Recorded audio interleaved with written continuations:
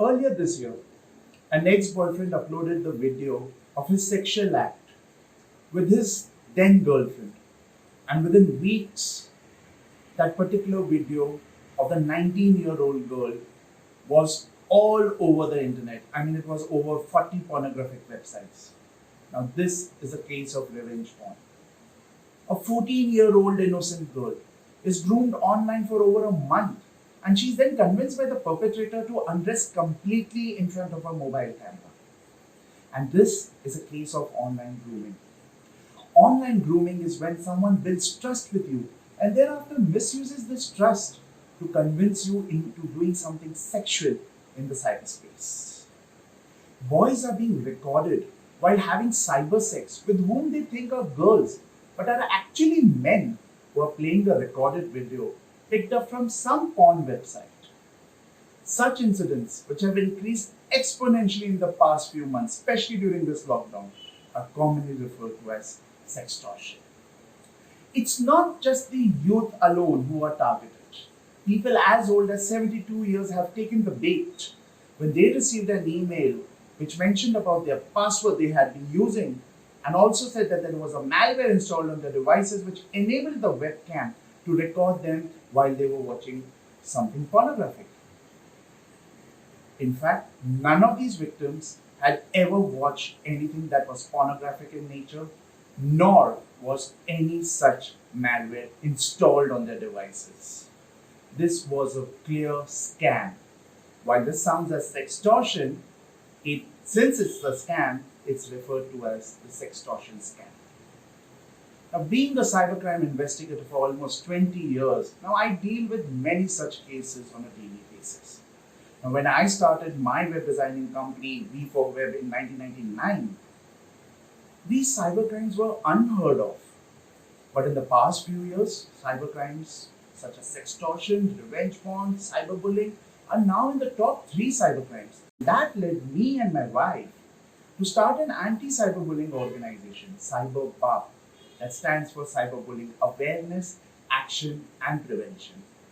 I'm proud to inform you that not only we have helped hundreds of teens and tweens, but also saved many victims from the shackles of revenge porn and sextortion. A victim of sextortion is often asked for more nude pictures, more videos of theirs, and many times even for sexual encounters. Sextortion rips you apart not just physically and emotionally, but at times also financially. Victims have paid in lakhs of rupees to these criminals, and yet they did not get any respite. The impact of sextortion and revenge porn is so high that it distorts your ideas and perceptions of intimate relationships.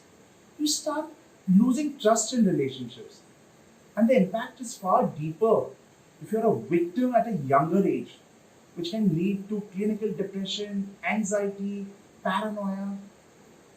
Being a victim of such incidences can leave you feeling so many emotions, embarrassment, guilt, and even frustration, because you feel ashamed to speak to anyone. These incidences can also make the victim suicidal. I know of several myself. Some went on to slit their wrists, while some even wanted to jump out of the terrace. I want to tell you all that there was a time in my life when I too felt so low that I contemplated ending my life. No, the reason wasn't any of these cybercrimes such as sextortion or revenge porn, like it's been happening in the case of these victims that we are discussing. But it was honestly a very, very dark and a constricted place to be in. I felt lonely, I felt alone, although I had a lot of support. I felt helpless. And the only reason I'm able to understand the pain of such victims today is because I was once in that exact same dark room too. Now, while you often hear about these criminals operating out of anonymity, I want to strongly say that anonymity is a myth, my friends. Now, that's the reason why, as an official cybercrime investigator, of the award-winning show you must have heard about, MTV Troll Police, I was able to not only identify the trolls and track them down, but also bring them face to face with the 13 celebs they were trolling. You must have heard about Darkweb. You know that is a place where anonymity is at its best and highest. But yet, owners and administrators of such popular marketplaces such as like Silk Road and Alpha Wave, they've also been traced and arrested. Our policemen are now technically well equipped to trace these criminals who, often under the guise of fake accounts, exploit their innocent victims. Well, but what happened to the four victims we spoke about initially? The 19-year-old girl whose video was all over the pornographic websites, she was brave enough to speak to her parents, who then approached the cops and the courts. Although she comes from a very conservative family, her parents stood with her firmly. The cops were able to trace and arrest the boy, her ex-boyfriend, and two more friends of his who had uploaded the videos using fake IDs. The courts ordered the websites to remove her videos. Even we wrote to many such websites and got the videos removed.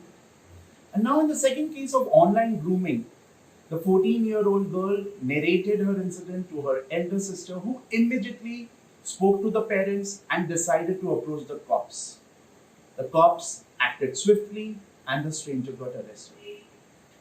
Well, in the cases of the boys being sextorted, the boys registered a complaint on the National Cybercrime portal, and they then informed the blackmailers too that a complaint has been registered against you, and that was the time the blackmailers actually stopped calling them. And in fact, here is a case where the victim is supposed to block the blackmailer. The blackmailers were so scared that they blocked the victims. Oh, and in the case of the 72-year-old uncle, we had a tough time explaining to him that it was just a scam, and we made him report it online and made him change the password which was there in the email, and we asked him if he's using it anywhere. He said no, this was a very, very old password, and he's not using, and so he ignored the mail, and since then he's been at peace. We've also been at peace. But remember, if you're a victim of cybercrime, never delete any pieces of evidences. Be it SMSs, be it emails, be it WhatsApp messages, images, photographs, videos, voice messages. Take a backup of it also. In fact, if the fraudster or the harasser calls you, make sure to record the conversations too. If he or she is calling on WhatsApp or on Instagram, put the call on the speaker and record the conversation from some another device. Now, we all know what to do in case if we become victims of any of these crimes. But let us ensure that we never fall prey to such incidents. Now, since these cyber criminals take advantage of our images and videos, let's be very cautious and careful while taking pictures of our body especially, or matter of fact, even videos.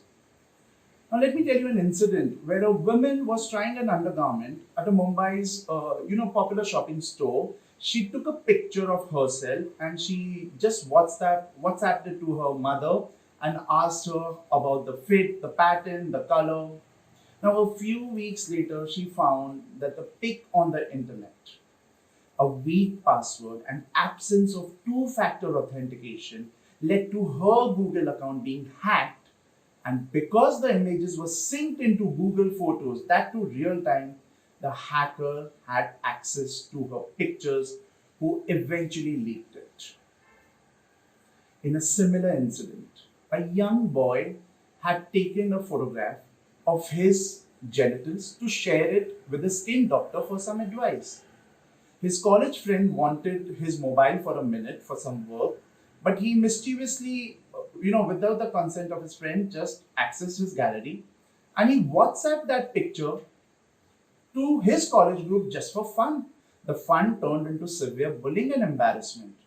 An app lock on the gallery could have prevented the boy's friend from accessing any picture in the gallery. A newly married woman, she exchanged her old phone online for a new mobile, after deleting all the data and doing a factory reset. Now, the person who got that phone was able to recover all the data using a free data recovery software. And as a result, he got access to all her credit cards, debit cards, the passwords that she had saved in notes, and also her most intimate moments with her husband, which they had recorded during their honeymoon. The young married woman was being coerced by the stranger to have a one night stand, else, he would upload the video on porn websites. Now, such personal images and videos should be stored on photo vaults. You could download it from the stores that do not only have military level encryption but also don't get synced by default. Couples often share nudes with each other, and here trust plays the most important element. But trust, just like anonymity, is a myth on the internet. You may trust your partner, but you cannot trust the apps on your devices that have access to your gallery and many other things. Revoke their permissions before they revoke your mental peace. As my mentor always says, there are consumers and then there are contributors. So let's not just be a consumer of the cyberspace. Let us also contribute to make this internet a safer place for everyone, including for you and for the future generations. Thank you and stay safe offline as well as online.